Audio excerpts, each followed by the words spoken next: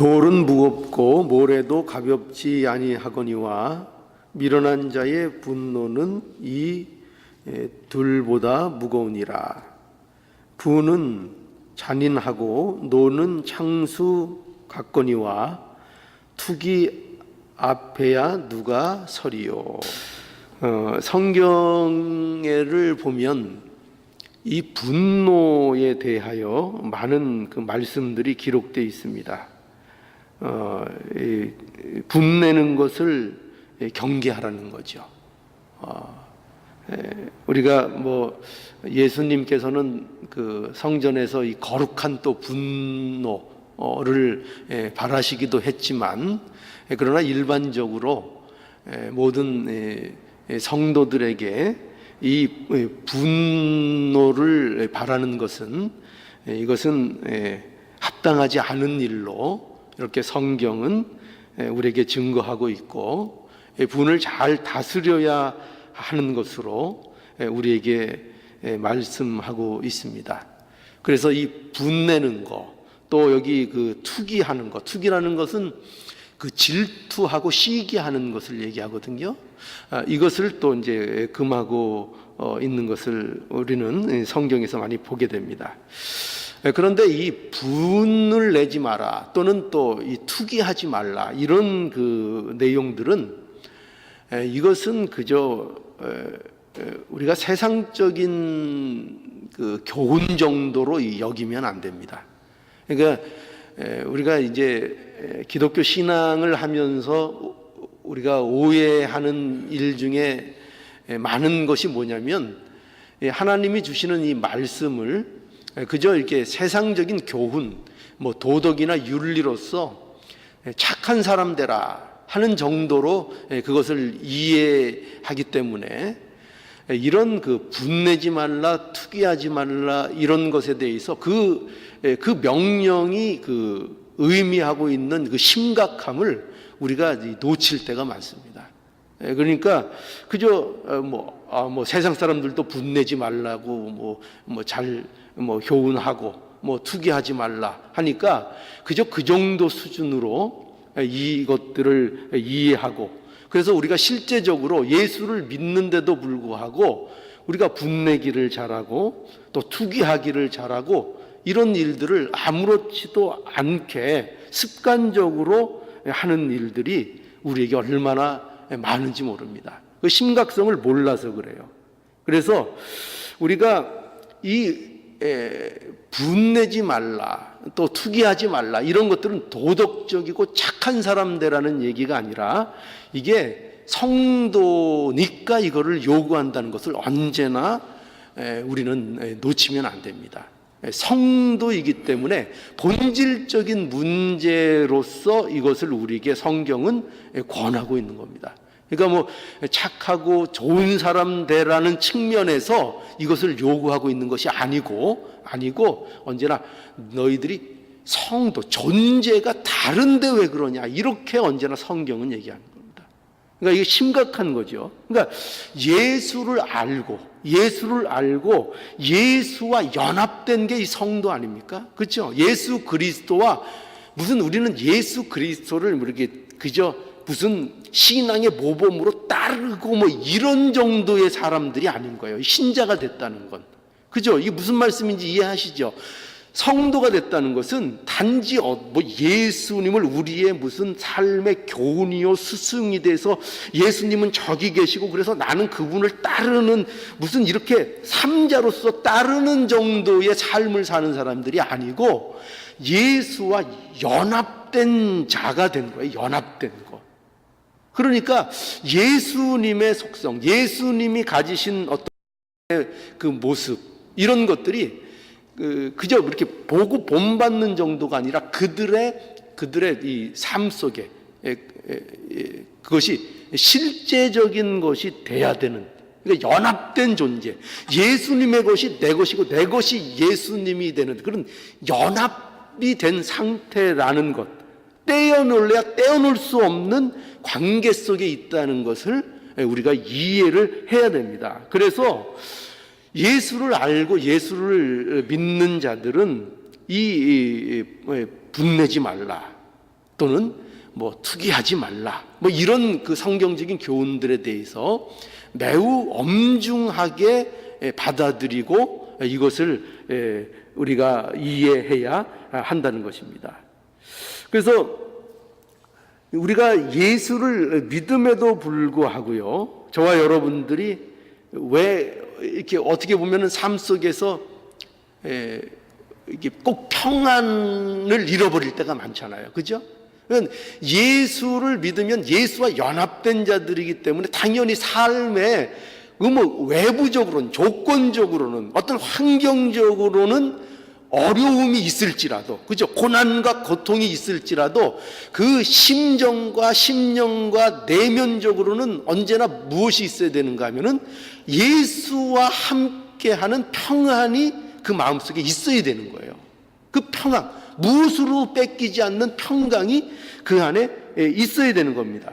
그런데 어때요? 그런데 실제로는 많은 신자들이 이 평안을 삶의 기독교 신앙으로 산다고 하지만 누리지를 못하는 거예요. 그래서 어떠죠?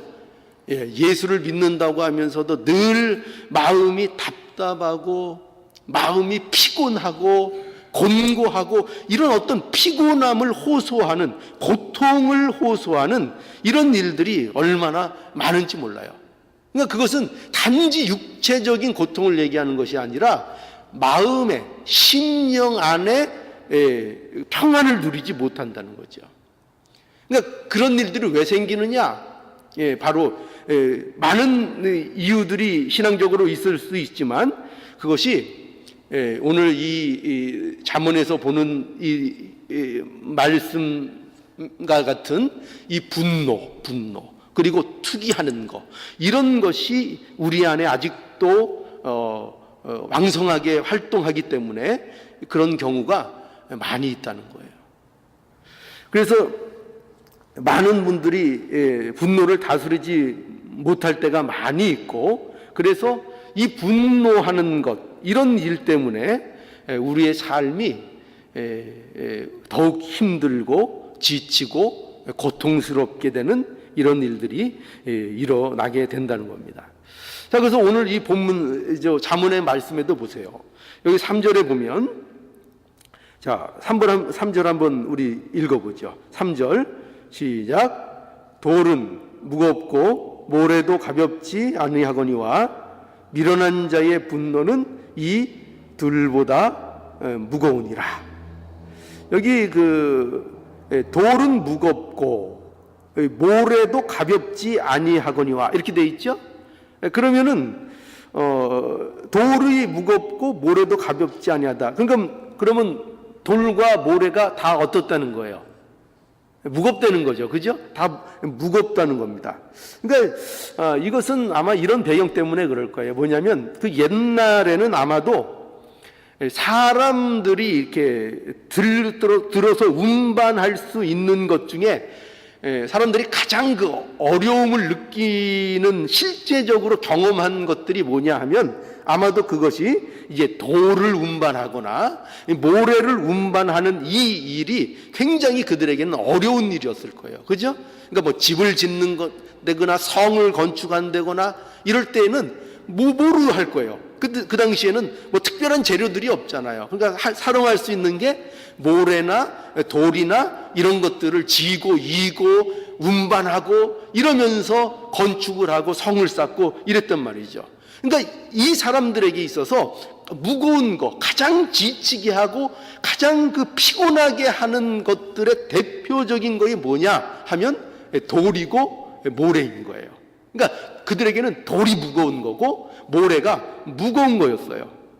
그래서 저도 뭐 공사장에서 몇 년간 잡일을 해본 적이 있는데, 그래서 벽돌 엄청나게 지어봤고 모래 왜 질통이라 그러잖아요. 이렇게 여러분 공사판 한번 가보셨어요? 이렇게 질통 지어가지고 채운 다음에 이렇게 끈으로 이렇게 착 했다가 착 넣으면 모래 축 빠지고 하는 거 있죠?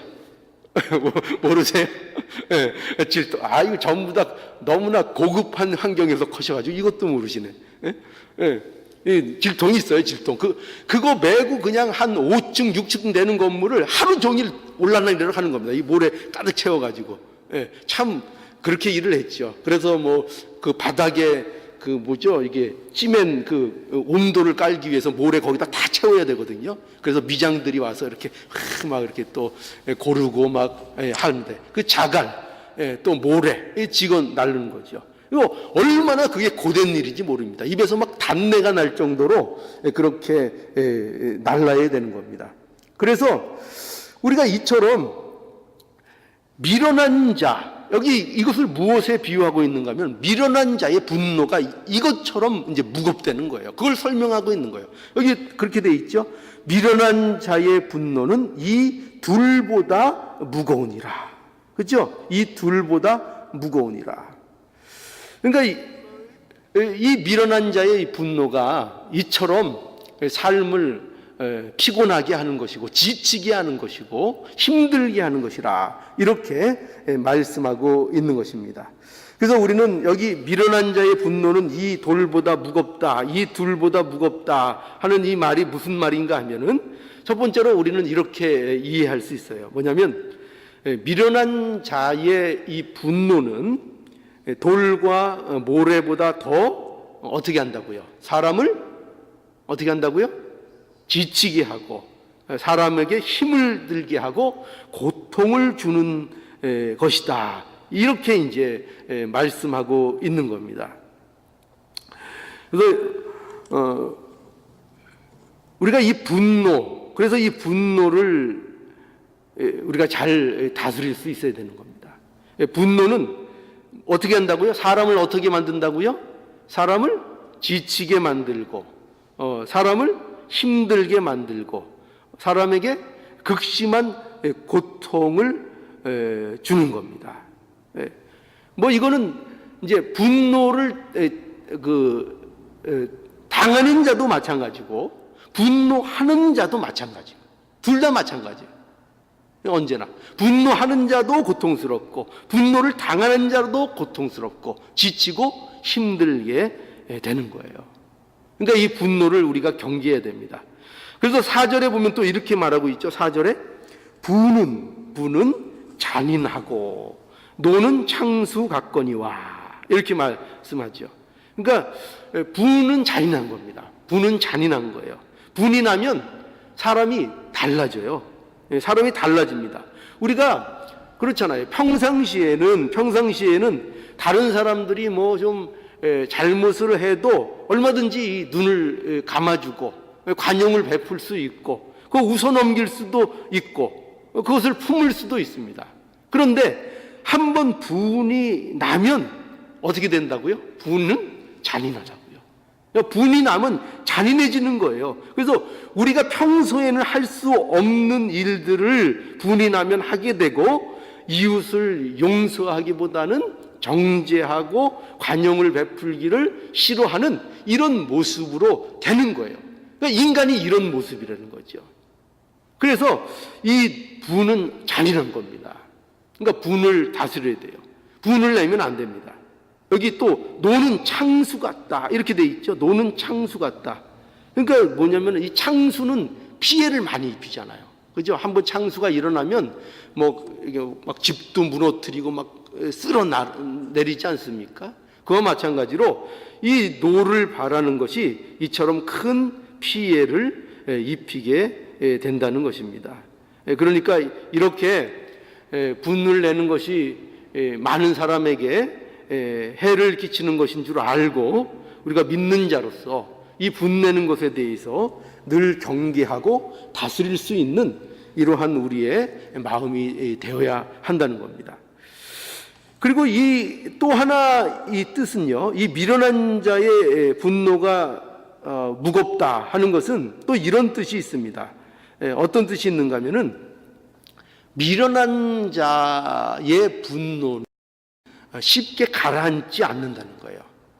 미련한 자의 분노는 쉽게 가라앉지 않는다는 겁니다. 그러니까 이 사람이 지혜로운 사람이냐 아니면 미련한 사람이냐 하는 것을 우리가 이렇게 좀 볼 수 있는 기준이 뭐냐면 이 분내는 것에 대해서, 분에 대해서 그것을 얼마나 잘 다스리고 그것을 통제하고 가라앉힐 수 있느냐, 이것을 통해서 이게 미련한 것인가 아니면 지혜로운 자인가 하는 것을 또한 우리가 알 수 있다는 것입니다. 여러분, 미련한 자는요, 어떤 특징이 있는가 하면은, 미련한 자는 언제나 자기중심이라는 경향이 강한 거예요. 이게 이제 미련한 자들의 특징입니다. 그래서 미련하면 화를 절제하지 못하고 쉽게 화를 내고, 또 미련한 자는 대화가 되질 않는 거예요. 대화가 되질 않고, 그래서 분노를 가라앉히지 않는, 그래서 분노가 어떻게 되죠? 분노가 점점 분노가 쌓여져 가는 거죠. 이게 미련한 것의 특징이라고 말할 수 있습니다. 그러니까 지혜로운 것은 그 반대겠죠. 지혜로운 자는 어떠냐? 쉽게 분노를 내지도 않고, 지혜로운 자는 쉽게 분노를 내지도 않고, 분노가 났다고 하더라도 그 분을 가라앉히고 그 분을 다스릴 수 있는 그런 절제력을 갖는 것, 이것이 바로 지혜로운 자의 모습이라고 할 수 있습니다. 그래서 저와 여러분들은 예수 믿는 자들이잖아요, 그렇죠? 아까도 말했지만 예수를 믿기 때문에 우리에게 성경은 이런 것들을 요구하고 있다고 말씀드렸습니다. 그러니 우리는 이 분노라는 것, 이것을 잘 다스릴 수 있어야 합니다. 또 가능한 한 이웃을 노하게 하는 일은 해야만 될까요, 안 될까요? 안 됩니다. 이웃을 분내게 하는 일 가능한 한 피하고, 또 이웃을 분나게 했다면은 그 분내게 한 일을 가능한 한 빨리 풀고 해결을 해야 됩니다. 그것을 해결을 하지 않으면 그것은 참으로 불행한 일이 되는 것입니다. 그러니까 혹시 누구를 분내게 했거나 그런 일들이 우리에게 발생한다면 우리가 지혜롭게 하루빨리 그것을 푸는 것, 이것이 지혜로운 자의 모습이고 예수 믿는 자의 모습인 것을 우리는 분명히 알아야 합니다. 그래서 우리 사도 바울이 이런 증거도 했죠.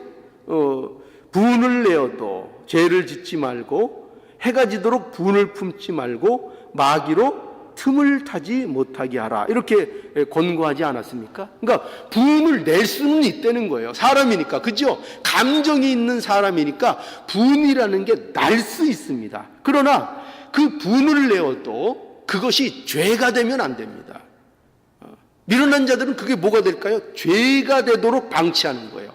죄가 되도록 방치하고 해가 지도록 분을 품고 있는 거죠. 품지 말라는 거예요.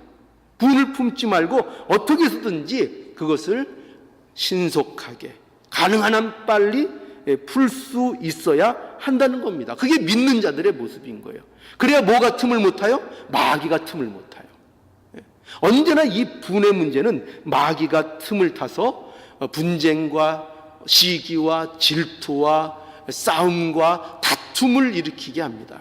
그러므로 이런 일들이 벌어지지 않도록 가능한 한 빠르게 신속하게 이 문제를 풀어야 한다는 것입니다.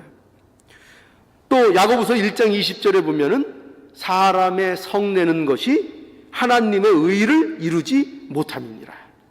뭐가 하나님의 의를 못 이룬다고요? 사람의 성내는 거, 화내는 거, 분내는 거, 그리고 그것을 해결하지 못하는 거, 이것은 하나님의 의를 이루지 못하고 하나님의 의를 막는 일이 된다는 거예요. 이거 얼마나 이게 심각한 문제입니까? 그러니까 우리는 예수 믿는 자로서 분노가 우리를 지배하게 하면 안 됩니다. 분노가 우리를 정복하게 하면 안 됩니다. 우리는 그런 존재가 아닙니다. 우리는요, 분노를 다스려야 하고 하나님께서 우리에게 이루어주신 이 화목과 평화를 우리가 언제나 이루어 나가고 이것을 조성해 나가는 이런 모습을 해야 한다는 거죠.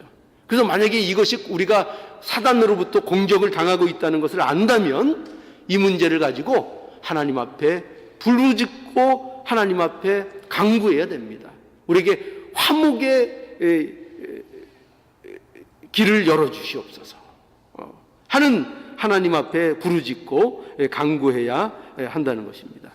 그러니 이 말씀을 우리가 그저 도덕적인 교훈 정도로 생각하지 마시고 얼마나 이 분을 다스리는 것이 우리에게 중요한 것인지를 우리가 잘 이해해서 하나님을 더욱더 의지해서 이 분을 또 이 성냄 이런 것들을 잘 다스리는 저와 여러분들의 모습이 돼야 합니다. 자, 그리고 이 분노가 이렇게 심각한 문제인데 또 여기 보면은 지혜자는 분노보다 더 잔인한 게 있다는 거예요. 또 그게 뭐냐? 자, 4절 볼까요? 4절 다시 한번 보죠. 4절 한번 함께 읽지요. 시작. 분은 잔인하고 노는 장수 같거니와 투기 앞에야 누가 서리요. 자, 그러니까 지금까지 3절에 보니까 뭐에 대해서 강조했죠? 분내는 거 안 된다 이거죠. 그죠? 분노를 경계하라. 미련한 자의 분노, 풀지 않는 분노, 그거 우리에게 있으면 그거 안 된다는 거예요. 안 되는데, 그런데 그거보다 더 무겁고 그거보다 더 잔인한 게 있다는 거예요. 그건 뭐냐? 투기라는 겁니다. 투기가 뭐죠? 질투하는 거예요. 그리고 시기하는 겁니다. 시기하는 거. 이거는요, 우리의 뼈를 썩게 하는 거예요. 시기하는 거, 투기하는 거, 이거는 우리의 뼈를 썩게 하는 겁니다. 시기하고 투기하는 자도 뼈가 썩고 그것을 받는 자도 뼈가 썩는 비찬 너무나도 괴로운 일이 뭐냐? 시기하고 질투하는 겁니다. 시기하고 질투하는 거예요. 그러니까 이 시기와 질투가 얼마나 무서운가 하면은 시기와 질투는 그 상대를 끊임없이 미워하고 끊임없이 증오하는 것입니다. 이것이 시기와 질투입니다. 그러니까 이 시기와 질투가 예수 믿는 사람들에게 있으면 되겠습니까? 안 되겠습니까? 말이 안 되죠. 그죠? 어떻게 우리 예수 믿는 자들이, 예수와 연합된 자들이 사람을 끊임없이 미워하고 증오하고 그 사람이 잘 되는 것, 남이 잘 되는 것이 나에게 어떤 그 시기거리가 되고 이렇게 될 수가 있겠습니까? 그러니까 이것이 얼마나 무서운 건지를 우리에게 말씀하고 있는 겁니다. 그래서 우리는 이것이 신자의 모습이 아닌 것을 우리는 분명히 오늘 아침에 깨달을 수 있기를 바라요. 뭐 하면 안 된다고요? 분내는 거. 분내는 거. 이웃에 대해서 분내는 문제, 그리고 시기와 질투하는 문제, 이것은 신자의 모습과는 거리가 먼 것입니다. 이것이 삶 속에 있으면 답답하고 힘들고 무거운 그 삶을 살 수밖에 없습니다. 그러니 이 분내고 시기하는 거 우리에게서 날마다 다스리고 벗어날 수 있는 저와 여러분들의 모습이 되어야 합니다. 여러분, 신앙은요